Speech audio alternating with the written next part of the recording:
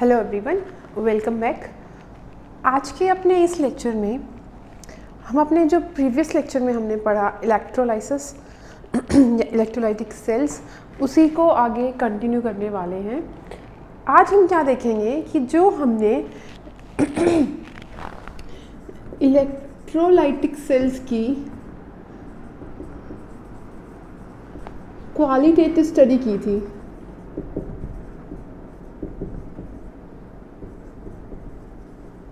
ठीक है, कि अगर हम एक इलेक्ट्रोलाइटिक सेल लेते हैं, ठीक है, उसके अंदर कैथोड एनोड पे कौन कौन से प्रोडक्ट आएंगे। ठीक, तो ये हमने अपने प्रीवियस लेक्चर में किया था। ठीक, तो आज के लेक्चर में हम क्या करने वाले हैं कि इस तरीके के सेल में या इनके जब क्वालिटेटिव एस्पेक्ट्स की हम बात करते हैं तो किस तरीके के सवाल आपसे पूछे जाते हैं, ठीक है, कौन कौन सी प्रॉब्लम्स आपसे पूछी जाती है, क्या क्या आपसे पूछ सकता है। ठीक है, तो उससे पहले मैं एक थोड़ा सा आपको ब्रीफ बता देती हूँ कि इलेक्ट्रोलाइटिक सेल एक ऐसा सेल है जिसके अंदर नॉन स्पॉन्टेनियस रेडॉक्स रिएक्शन होती है। इधर कर देती हूँ मैं briefing, non spontaneous redox reaction होगी, ठीक है। ठीक है, और अगर नॉन स्पॉन्टेनियस रेडॉक्स रिएक्शन है, इसका मतलब क्या है, डेल्टा जी आपका ग्रेटर देन 0 है। ठीक है, एनर्जी हम सप्लाई करेंगे, क्या होगा, हमारी इलेक्ट्रिकल एनर्जी से हम केमिकल एनर्जी में कन्वर्जन कर रहे हैं। ठीक है, जो हमारा कैथोड होगा और जो हमारा एनोड होगा उस पर क्या क्या चार्ज होगा, कैथोड पॉजिटिवली होगा, एनोड नेगेटिवली होगा, क्योंकि हमने उसको एक एक्सटर्नल बैटरी से कनेक्ट किया है और इस तरीके से कनेक्ट किया है कि जो एनोड है उसको पॉजिटिव टर्मिनल से कनेक्ट किया है, कैथोड को उसको नेगेटिव टर्मिनल से कनेक्ट किया है। ठीक है, और कुछ हमने स्टडी की क्वालिटेटिव एस्पेक्ट्स में ही कि अगर हमने एक इलेक्ट्रोलाइटिक सेल लिया है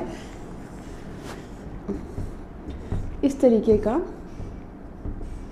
ये क्या हो गया, एनोड, कैथोड, इलेक्ट्रोलाइट, ठीक है, इस तरीके का हमने सेल लिया है। तो इसमें एक तो हमने ये देखना था कि एनोड पे क्या प्रोडक्ट बन रहा है, कैथोड पे क्या प्रोडक्ट बन रहा है, ठीक है, और इसमें क्या क्या फैक्टर्स है जो अफेक्ट कर रहे थे इसको।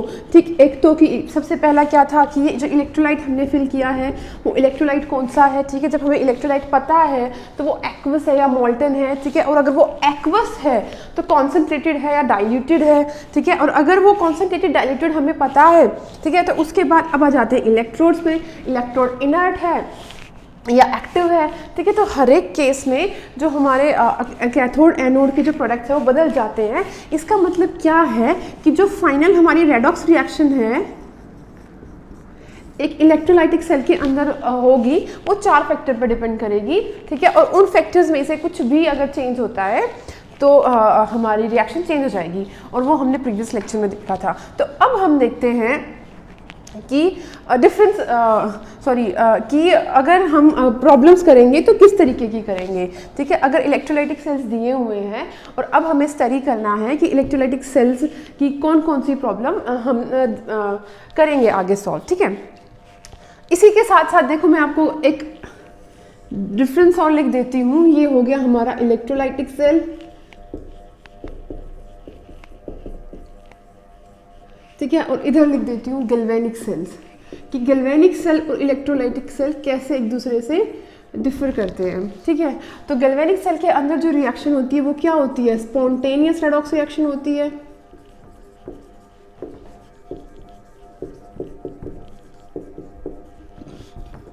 जो डेल्टा जी होता है वो क्या होता है, नेगेटिव होता है।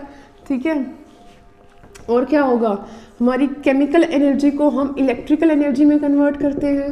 ठीक है, कैथोड एनोड पे सिर्फ 4 चेंज हो रहा है, कैथोड एनोड का रिएक्शन सेम रहेगी, एनोड पे ऑक्सीडेशन, कैथोड पे रिडक्शन। इस पे एनोड नेगेटिवली चार्ज्ड होगा, ये पॉजिटिवली चार्ज होगा। ठीक है, उसके बाद क्या है, सेल आपने देखा ही है। अब थोड़ी सी बात कर लेते हैं कि सेल रिप्रेजेंटेशन कैसे होगी। ठीक, देखो सेल रिप्रेजेंटेशन के लिए हमने यहाँ पे क्या किया था, यहाँ पे सपोज ये है कोई metal M1 N+, salt bridge, ये है उसकी कंसंट्रेशन C1, ठीक है। ये कोई मेटल है M2, M2 सॉलिड, यहाँ पे इसकी कंसंट्रेशन C2। ये है सेल रिप्रेजेंटेशन गैल्वेनिक सेल की। इलेक्ट्रोलाइटिक सेल के अंदर क्या होता है, देखो यहाँ पे क्या था एनोड, यहाँ पे क्या था कैथोड, और ये क्या है सॉल्ट ब्रिज, ठीक है। तो एक डिफरेंस तो ये भी हमें पता चल गया कि गैल्वेनिक के सेल के अंदर सॉल्ट ब्रिज नीडेड होता है,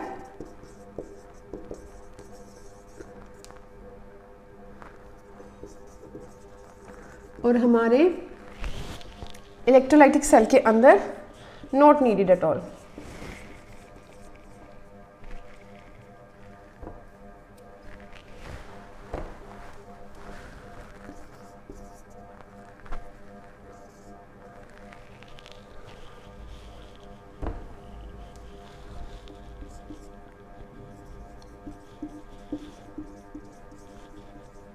क्या सॉल्ट ब्रिज, ये एंट्री मैंने यहाँ पे डाल दी है, ठीक है, ठीक है।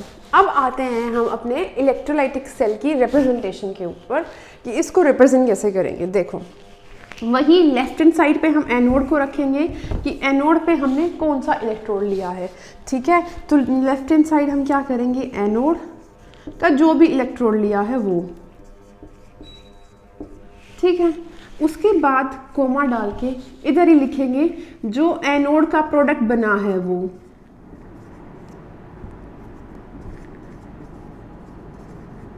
ठीक है। उसके बाद ये एनोड का काम हो गया। उसके बाद हम लिखेंगे कि हमने कौन सा इलेक्ट्रोलाइटिक सॉल्यूशन यूज किया है। उसके बाद क्या लिखेंगे, कैथोड का प्रोडक्ट, ठीक है। और इन द एंड क्या लिखेंगे कि हमने कोमा डाल के कौन सा कैथोड यूज किया है, ठीक है। तो ये आपकी रिप्रेजेंटेशन होगी इलेक्ट्रोलाइटिक सेल की।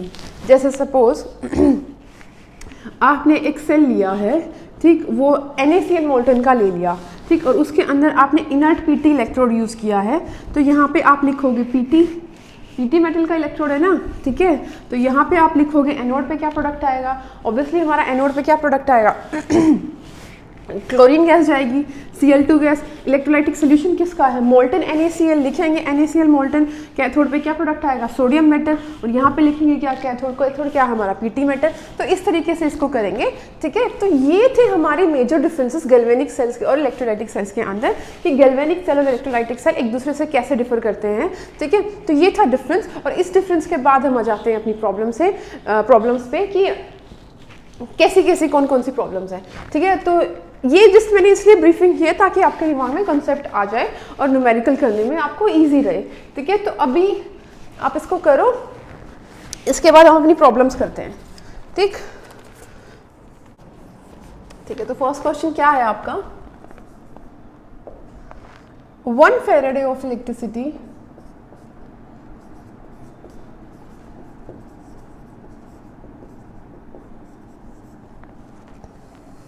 is passed through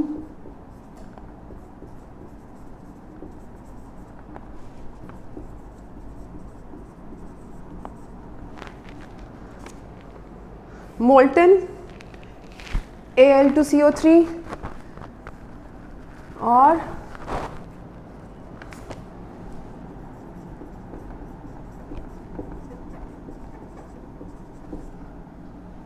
aqueous copper sulfate and molten NaCl,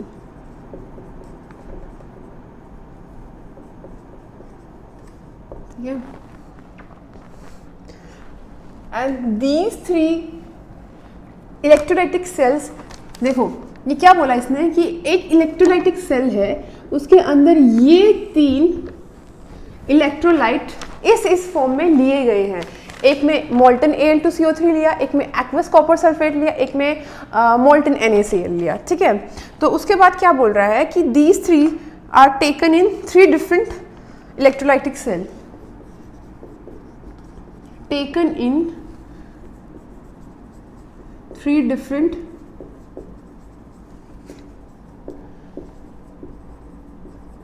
electrolytic cells and then connected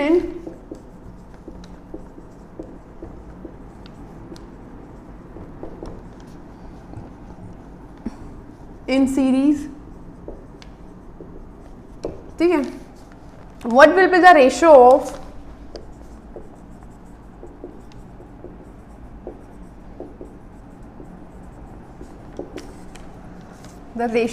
aluminium metal, copper metal और sodium metal deposited at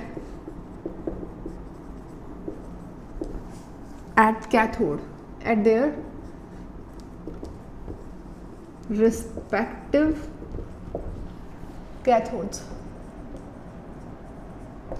And your options are 6:2:3, 1:2:3, इधर ही लिख देती हूँ मैं, 2:3:6 and the last one is 6:3:2. ठीक है, देखो इतना तो इसी ने आपको बता दिया है कि कैथोड पे कौन कौन सी रिएक्शंस होने वाली है, क्या हमको मिलने वाला है। अब हमें बस ये बताना है कि किस रेशियो में मिलने वाला है। ठीक है, तो हम कैसे करेंगे, सबसे पहले अपने अगर देखें तो हमारे पास कौन कौन से आयन्स होंगे तीनों कैथोड्स पे।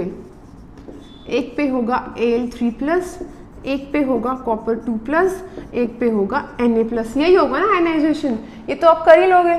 ठीक है, ये था हमारे कैटायंस जो हमारे कैथोड पे जाने वाले थे। ठीक है, इसकी रिएक्शन क्या होगी, +3 इलेक्ट्रॉन्स Al बना लिया, +2 इलेक्ट्रॉन्स कॉपर बना लिया, +1 इलेक्ट्रॉन एंड सोडियम। ठीक, इतना तो पता चल गया कि इसको मेटल बनाने के लिए 3 इलेक्ट्रॉन चाहिए, इसको 2 मोल इलेक्ट्रॉन चाहिए और इसको 1 मोल इलेक्ट्रॉन चाहिए। ठीक है, 3 मोल इलेक्ट्रॉन 1 मोल एल्यूमिनियम को बना रहे हैं, यही तो है ना। देखो 3 moles of electrons are required to give 1 mole of aluminium metal। ठीक है, और यहाँ पे 2 moles are required और यहाँ पे 1 mole। ठीक, अगर 3 मोल एल्यूमिनियम 3 मोल इलेक्ट्रॉन्स चाहिए 1 मोल एल्यूमिनियम के लिए, और आपको यहाँ पे कितना चार्ज दिया हुआ है, 1 फेराडे। 1 फेराडे चार्ज किसके इक्वल अगर आपको बताया जाए तो किसके ऊपर होता है, इसकी वैल्यू यही तो होती है 1 मोल ऑफ इलेक्ट्रॉन्स पे जितना चार्ज होता है उसी को क्या बोलते हैं, फेराडे कांस्टेंट, और इसकी वैल्यू क्या होती है 9650 कूलम, यही होती है।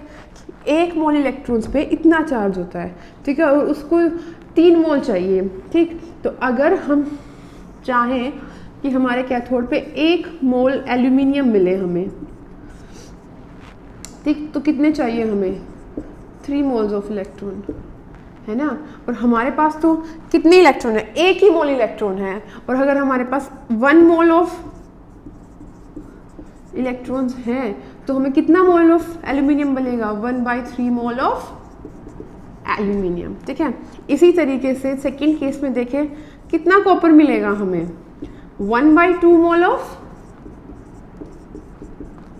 कॉपर, और सोडियम कितना मिलेगा 1 मोल।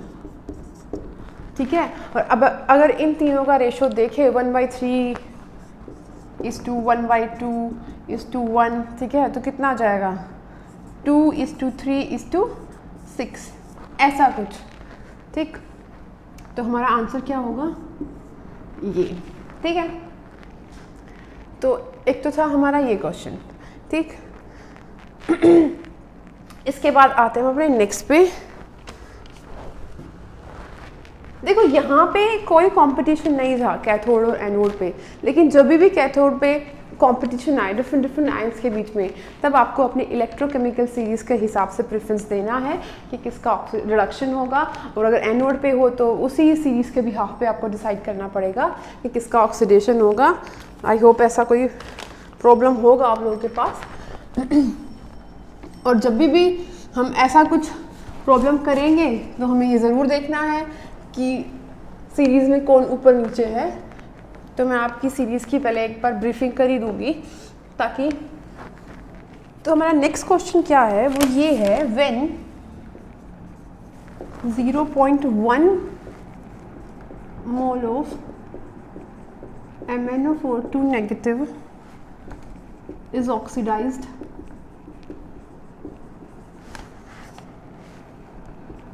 the quantity of electricity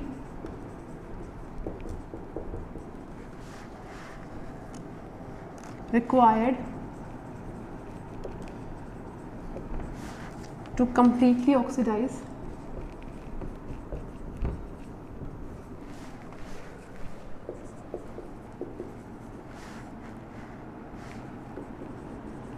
MnO4 negative to MnO4 negative oxidation हो रहा है, ठीक है। इस रिएक्शन को होने के लिए कितनी क्वांटिटी ऑफ इलेक्ट्रिसिटी हमें चाहिए होगी, ठीक है। ऑप्शंस क्या है, ए ऑप्शन है 96500 कूलम, बी ऑप्शन क्या दिया हुआ है 2 × 96500 कूलम, सी ऑप्शन क्या दिया हुआ है 9650 कूलम। आप पहले खुद से ट्राई करो इसको ना, 96.50 कूलम, ठीक है। पहले इसको खुद से ट्राई करो पॉज करके, फिर आपको समझ में आएगा कि ये क्या कह रहा है। मैं भी बताती हूँ, चलो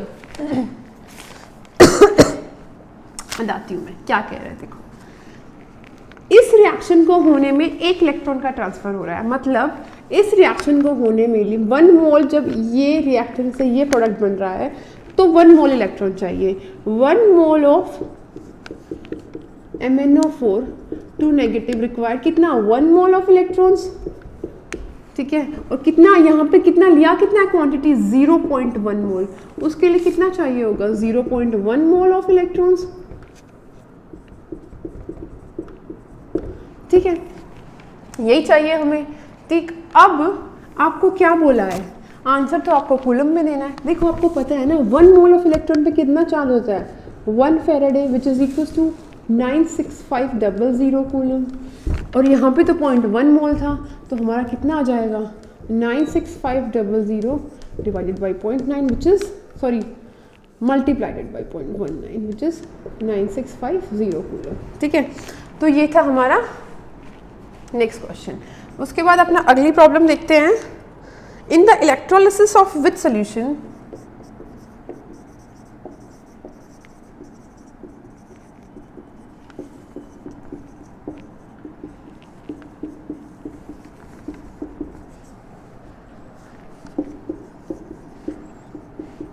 ions are hydroxide ions are discharged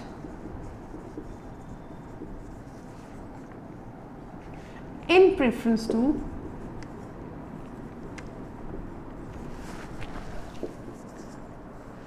chloride ions। Options है आपके, ए is concentrated aqueous NaCl, B is very diluted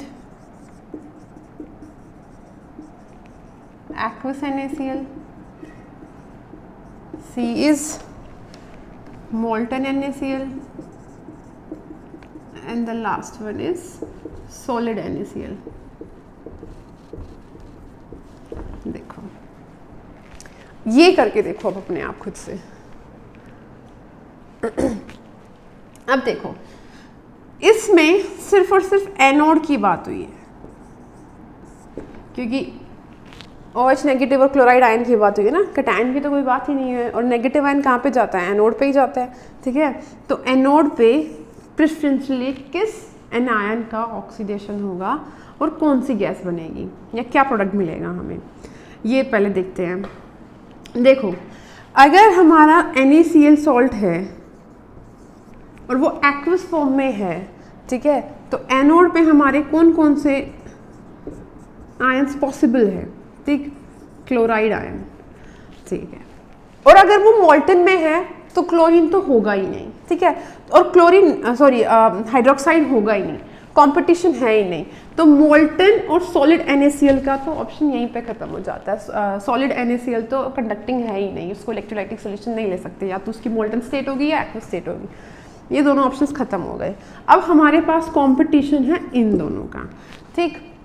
और अगर इन दोनों का कंपटीशन है और मैं अपनी प्रेफरेंशियल सीरीज लिखूं, मैं यहाँ पे तो कुछ ऐसी होती है ना, यही सीक्वेंस होता है ना, रिकॉल करो।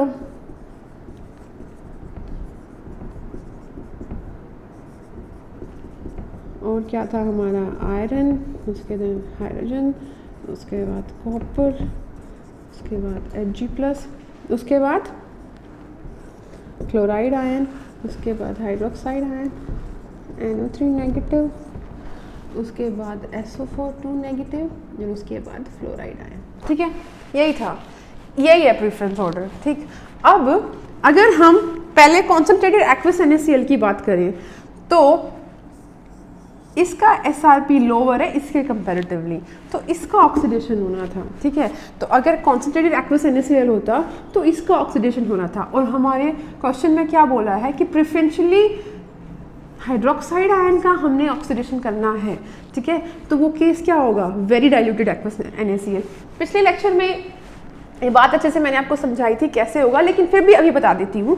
देखो SRP वैल्यूज के अकॉर्डिंग तो ऑक्सीडेशन इसका होना था, क्लोराइड आयन का, Cl2 गैस बननी थी, लेकिन वो नहीं हुआ। वो इसलिए नहीं हुआ कि क्लोराइड, क्योंकि सोल्यूशन बहुत ज़्यादा डाइल्यूटेड है, क्लोराइड आयन की कंसंट्रेशन बहुत ज़्यादा कम हो जाती है। जब आयन की कंसंट्रेशन कम है और इसकी कंसंट्रेशन ज़्यादा है तो क्लोराइड आयन नहीं पहुँच पाएगा एनोड के ऊपर, ठीक है। तो हाइड्रोक्साइड आयन का ऑक्सीडेशन होगा और O2 गैस लिबरेट होगी, ठीक है। अब एक चीज़ और देखो, कंसंट्रेशन इसलिए नहीं इफेक्ट कर रही क्योंकि वो आयन पहुंच नहीं पाएगा, जैसे मैंने आपको अभी बोला, वो बस आपको समझाने के लिए, बताने के लिए बोला जाता है। लेकिन आप नर्स इक्वेशन अगर रिकॉल करोगे तो आपने देखा ना कि इक्वेशन वही, नर्स इक्वेशन यही तो बताती है कि कंसंट्रेशन जो होती है इलेक्ट्रोलाइट या आयन की, वो डिपेंड करती है ना, उसके SRP को कम ज़्यादा कर देती है। लेकिन जब इसकी कंसंट्रेशन बहुत ज़्यादा हो जाएगी तो इसका SRP इसको ओवरकम कर जाएगा, ठीक है। तो उस वजह से आप नर्स इक्वेशन में के बिहाफ पे सोचो कि कंसंट्रेशन डिपेंड करती है ना SRP, इसीलिए हमने 1 मोलर लिया था। और अगर कंसंट्रेशन चेंज हो गई थी तो SRP नहीं रहता, वो कुछ और हो जाता है, सिर्फ इसको फिर इलेक्ट्रोड पोटेंशियल बोलते हैं, ठीक। तो इसी वजह से कंसंट्रेशन इफेक्ट करती है। और जैसे ही कंसंट्रेशन वेरी करती है, ठीक है, तो वेरी डाइल्यूटेड सोल्यूशन के अंदर ये आयन है हमारा, इसका प्रेफरेंशियल ऑक्सीडेशन होगा, ठीक है। उसके बाद हम अपना नेक्स्ट क्वेश्चन करते हैं।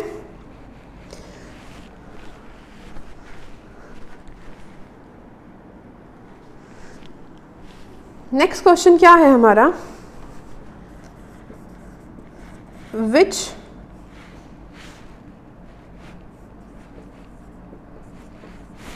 Pair of electrolytes could not be distinguished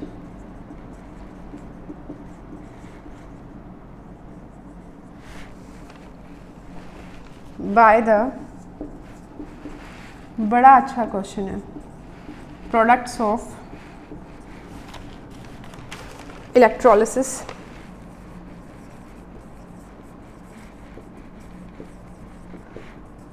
using inert electrode.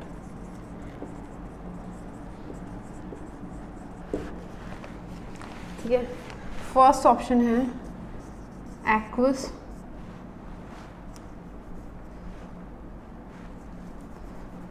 1 molar CuSO4 aqueous, ठीक है, और 1 molar CuCl2 aqueous. Option B है, बताती हूँ मैं आपको क्या सवाल है। 1 मोलर KCl सारे ना एक्वस ही आप समझ जाना, और 1 मोलर NaCl, ठीक है। थर्ड ऑप्शन है हमारा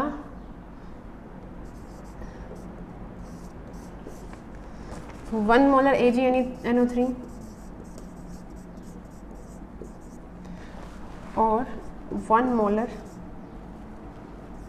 कॉपर नाइट्रेट।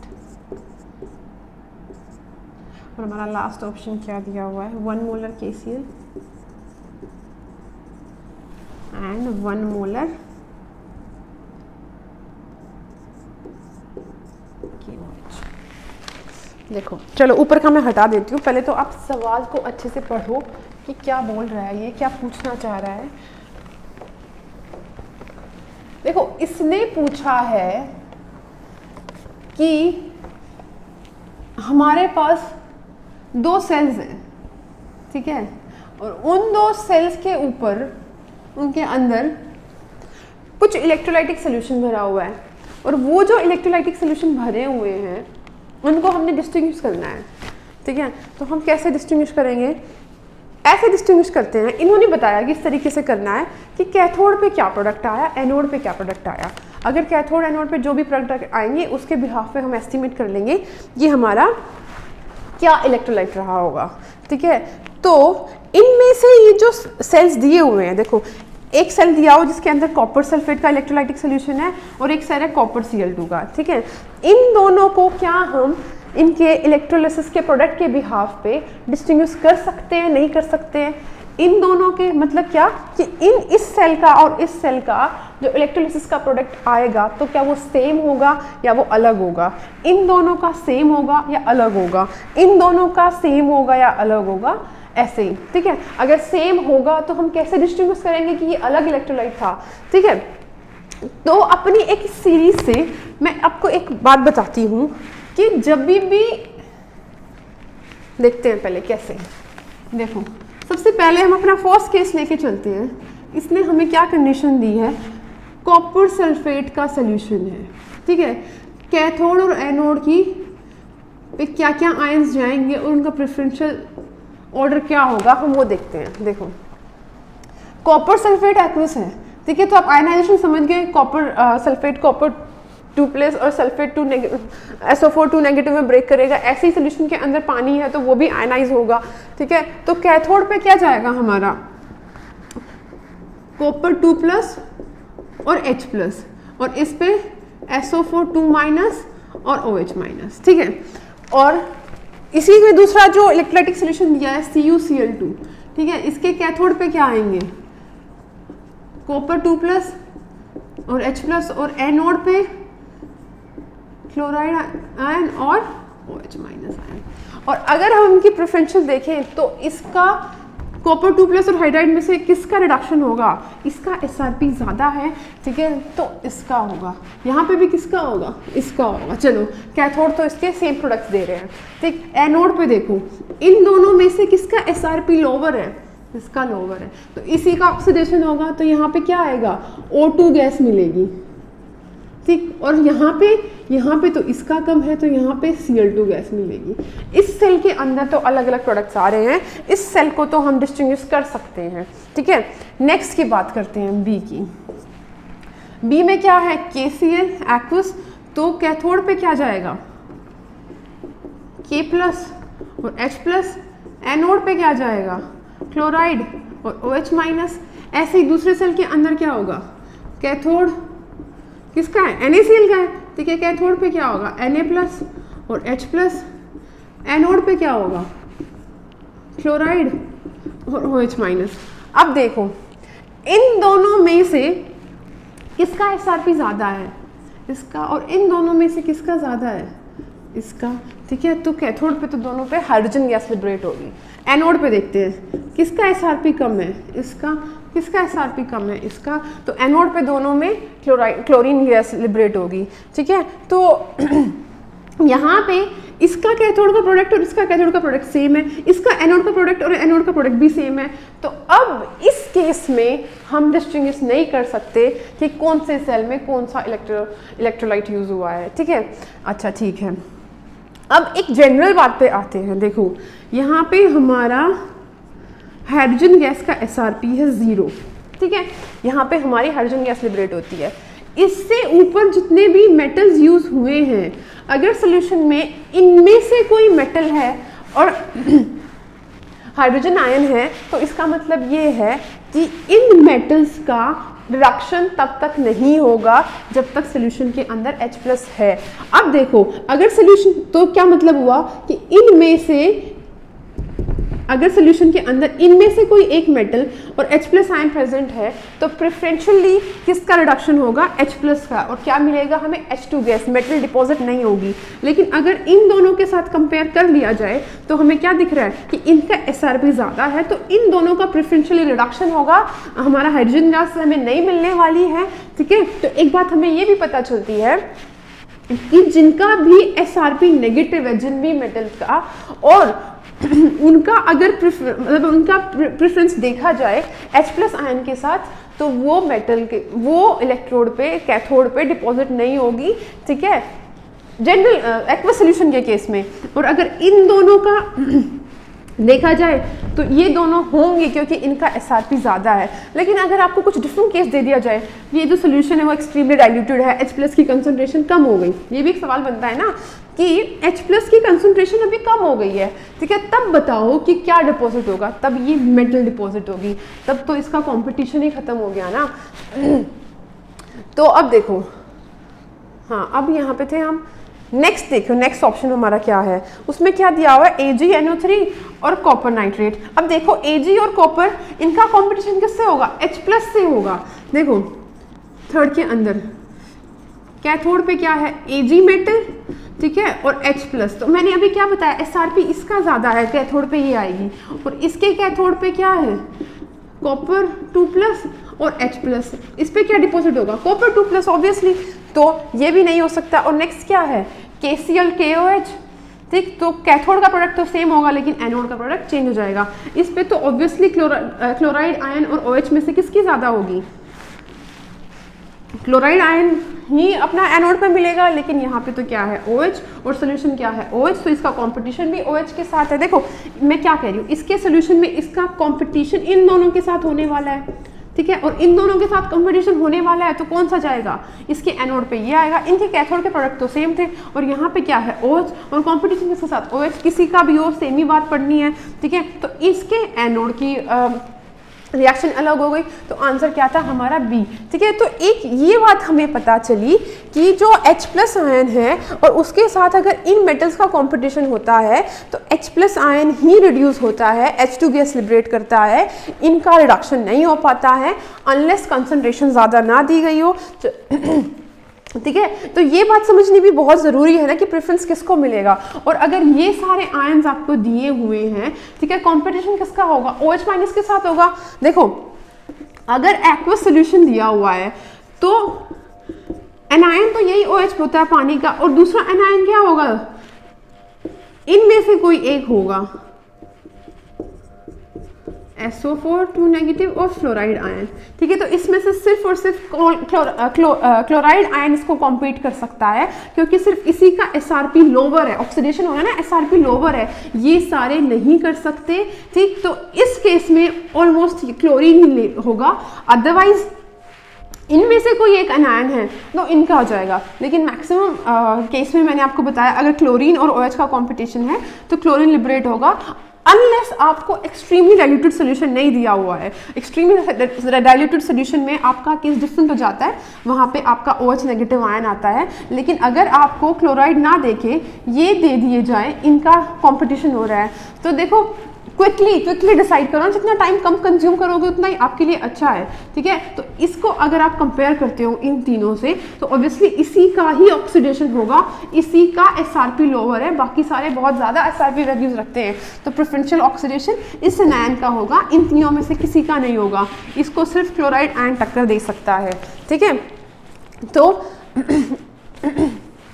ये भी काफ़ी अच्छा कंसेप्ट बिल्डिंग था, ठीक। अब अपने नेक्स्ट क्वेश्चन पे चलते हैं।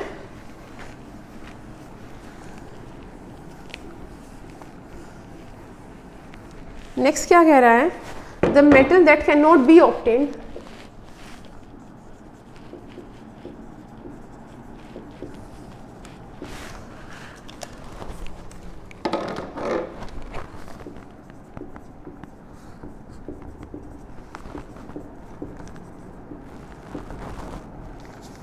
by electrolysis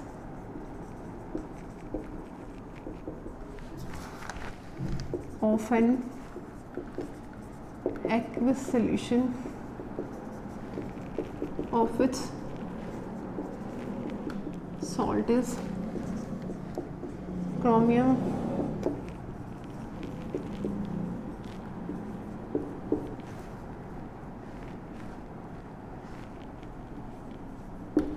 देखो, अगर किसी मेटल का एक्वियस सोल्ट है, सोचो M+X- है, ठीक है, तो इसका आयनाइजेशन होगा तो कैथोड पे क्या जाएगा, ये समझाया मैंने अभी आपको, और एनोड पे क्या बनेगा, कैथोड पे क्या जाने वाला है, मेटल का कैटायन और H+ आयन, ठीक है। अगर ये मेटल, और होना क्या है रिडक्शन आपका, अगर आपकी ये जो मेटल है, अगर मेटल का SRP ज़्यादा है H+ के SRP से, तो ये मेटल का ही रिडक्शन होगा, ठीक है। अगर ये metal SRP, metal will reduce, लिख लो इसको अच्छे से, ठीक है। और अगर मेटल का SRP कम है H+ के SRP से, ठीक है, तो H+ विल रिड्यूस, ठीक। और H+ का SRP क्या होता है, 0 वोल्ट, 0 वोल्ट, ठीक है। तो जिन मेटल्स का SRP लेस देन 0 है, सी ध्यान से, जिन मेटल्स का SRP लेस देन 0 है, ठीक है, उन मेटल्स का अगर कभी भी H+ आयन के साथ कंपटीशन होगा तो वो रिड्यूस नहीं होगी, उस जगह कैथोड पे H2 गैस लिबरेट होने वाली है। जिन मेटल्स का SRP ज़्यादा होगा वहाँ पे आपकी मेटल डिपॉजिट होगी, H2 गैस नहीं लिबरेट होने वाली है।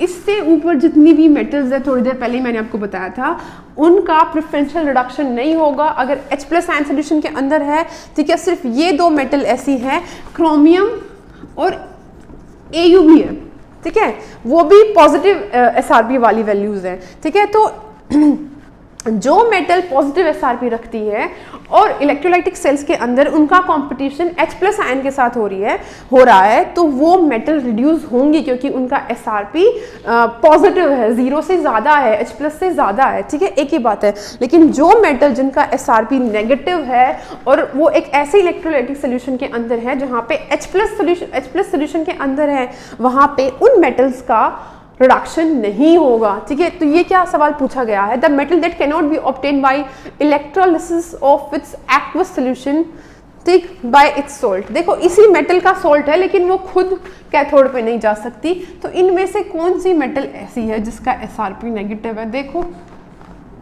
कौन सी है।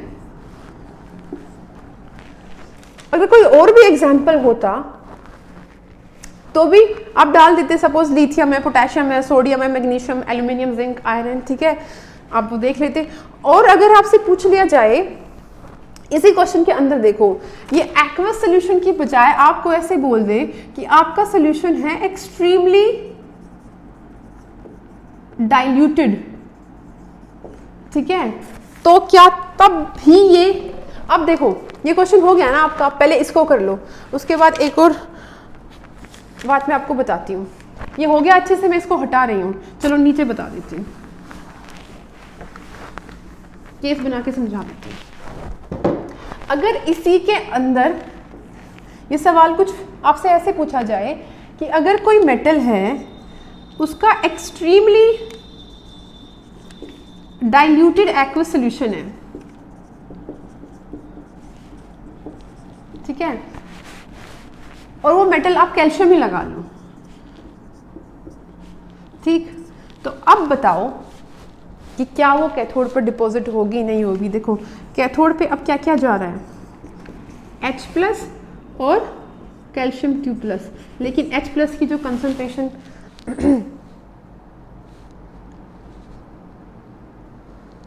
है वो ज़्यादा है, तो ऑब्वियसली अभी भी यही जाएगा, ठीक है। लेकिन अगर एक्सट्रीमली डाइल्यूटेड सॉल्यूशन आपको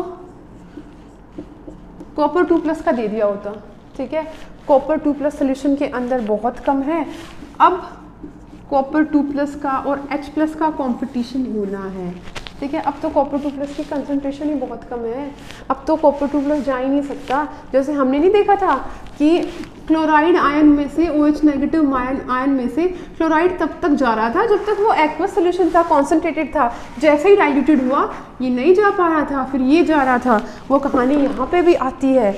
अगर ये सोल्यूशन एक्सट्रीमली डाइल्यूटेड हो जाता तो ये मेटल्स भी नहीं जा पाती, तब क्या होगा, H+ का ही रिडक्शन होगा क्योंकि उसकी कंसंट्रेशन ज़्यादा है, ठीक है। समझो मैं क्या कह रही हूँ इस बात को, कि अगर ये चारों मेटल्स भी हैं, पॉजिटिव SRP वाली, चलो नोट डाल के लिख दो, if metals having positive SRP value are in competition with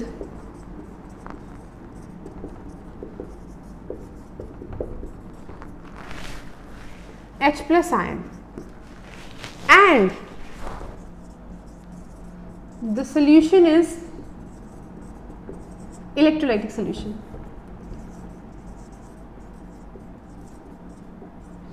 Solution is extremely diluted,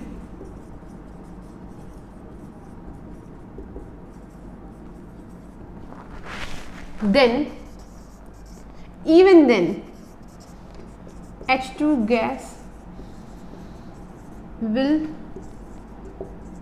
liberate at cathode, तभी भी कैथोड पे मेटल डिपॉजिट नहीं होगी, ठीक है।